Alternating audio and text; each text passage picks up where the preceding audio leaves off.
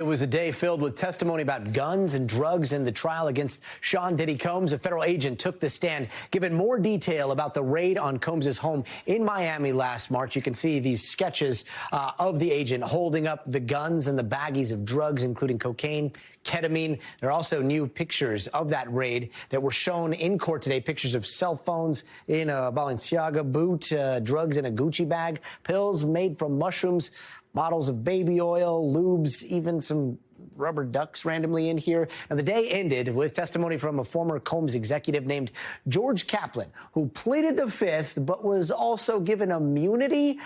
I know it's a little confusing, but he testified about getting drugs for Combs in different cities at different times. And NBC News entertainment correspondent Chloe Malas kicks us off here.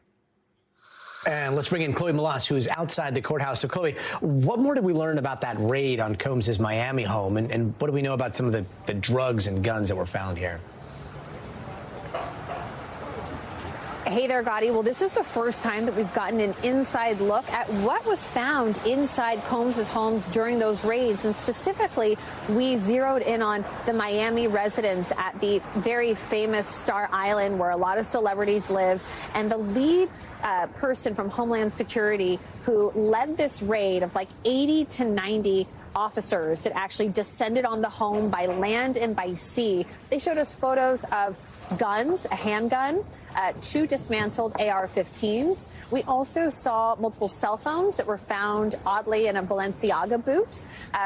We also saw pictures of drugs, pills, ketamine, MDMA, residue that they said that tested positive for things like cocaine. And so why is all of this important? Some of you might be wondering, because it goes to the racketeering. Remember, he's charged with 5 things. And on that is racketeering, which means he was using his business to carry out illegal activity. And he used perhaps force and drugs and guns to intimidate people. It also goes to the sex trafficking nature of all of this. So it is very relevant. So for some people out there saying that the prosecutors are really just trying to make splashy headlines, it really does go to what they have in the indictment, Gadi.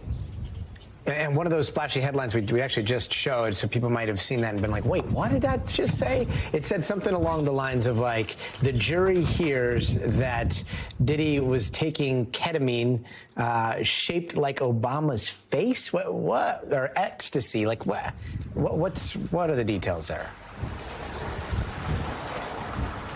So I wouldn't know, but from what it sounds like is that ketamine and some of these drugs, they're stamped with even the Tesla logo, like you said, Obama's face. That I guess maybe that's a popular thing to do. I'm going to have to go on TikTok tonight to learn more about, like, what's going on the streets, Scotty, and why is Obama's face in the shape of Molly? I don't have that answer for you, but that really is something that came up in court today. Yeah, quite the head scratcher, probably for a lot of people on the jury, too. Let's turn real quick to George Kaplan. What did he have to say about working for Combs? He's the executive, or the executive that was working for Combs, right?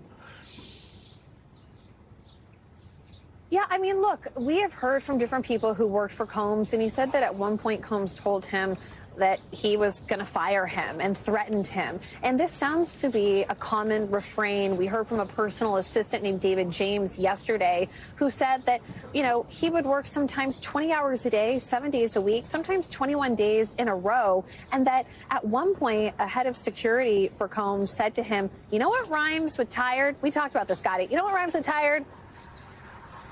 Fired. I know. So fired. Yeah, I was going to say, okay, that you had to. It's this mentality that you have to give all or nothing. Yeah, makes a lot of sense there. Tomorrow we finally are going to see Kid Cudi on the stand. Like, how long is he supposed to testify? Are we going to hear about the Porsche that exploded? What do you think we're going to hear? I mean, we would think that we're going to hear about that. Kid Cudi, you might know his song Day and Night. He dated Cassie Ventura for a brief amount of time. She talks about him in her civil suit in 2023, where she says that Combs was so jealous that she dated him for a brief time in 2011 that Combs orchestrated his car to be blown up. So Combs has denied all of this, but we can expect that that is one of the things that will come up. And he's already confirmed this version of events to the New York Times. So we'll see what he has to say. But I bet you it's going to be a really dramatic day in court tomorrow. Yeah, and we will stay tuned for that. Chloe Malast outside the courthouse. Thank you so much. And let's bring in Danny Savalos to talk a little bit more about today's testimony. Danny, good to see you. Let's start with George Kaplan, who invoked the Fifth, but was also given immunity to testify. Like, if you have immunity, why would you be worried about self-incrimination? What is going on? What am I missing as a non-lawyer here? Well, here's the thing. If the government wants someone to testify, they might say, well, no, I don't want to incriminate myself, so I'll just take the Fifth. And then the government has a difficult choice to make. I mean, how much immunity do they want to give a witness? There are different kinds: use, transactional immunity. And the government, the federal government, federal prosecutors are notoriously stingy when it comes to immunity. But they must have really wanted this witness, and now they're granting him immunity. Because if you have immunity, you cannot plead the Fifth Amendment. You can try, but you'd be held in contempt. You might even be jailed. But the point is, if you have immunity, there's no way you can incriminate yourself, and therefore you cannot take the Fifth, because you can only take the Fifth Amendment and refuse to testify if it's something that's likely to incriminate you or could possibly incriminate you. And if it can't incriminate you, you can't take the Fifth.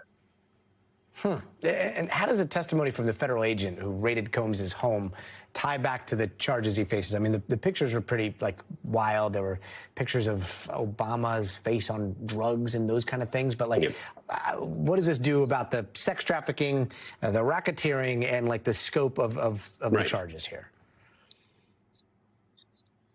Yeah, so take the baby oil and the lube and just put that aside. That's an example of the government using sort of sensational evidence to stick in the jury's mind. But what's key is the firearms. What's key is the drugs. For example, in the indictment, the government alleges that as part of Combs's enterprise for racketeering purposes, he had this enterprise that did criminal things.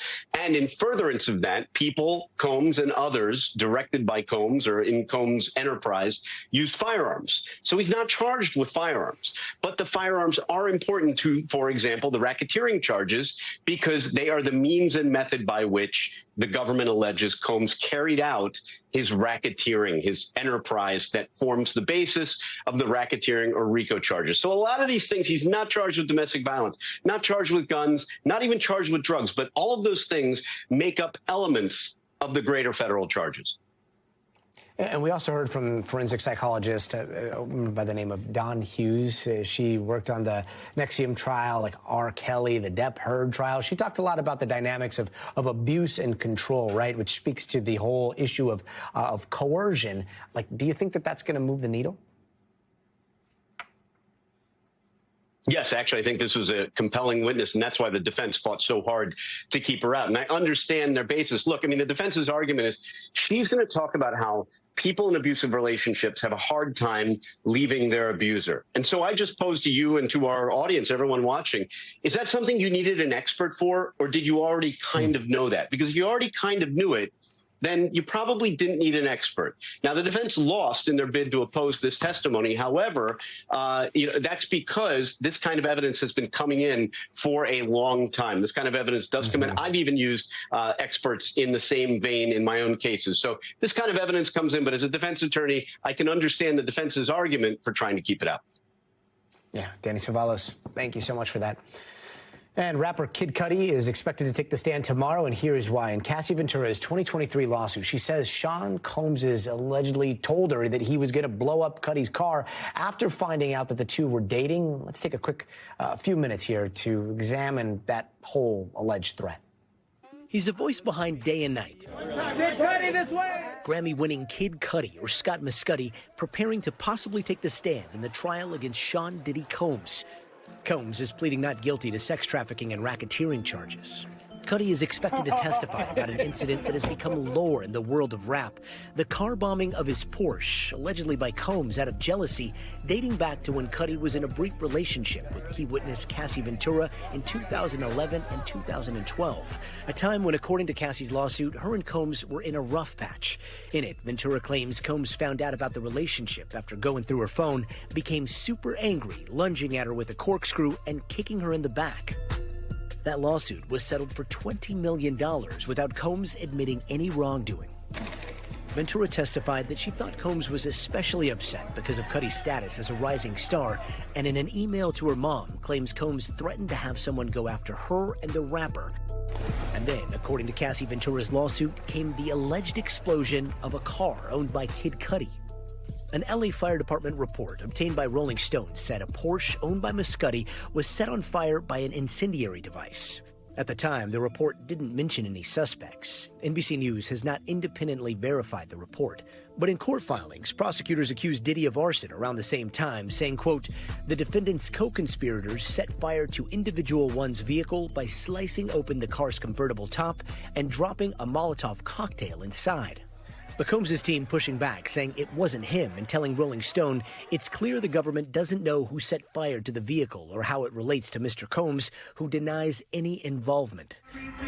As for what actually happened the night of the bombing, the jury may soon hear the details from the man who wrote The Pursuit of Happiness himself. Thanks for watching. Stay updated about breaking news and top stories on the NBC News app or follow us on social media.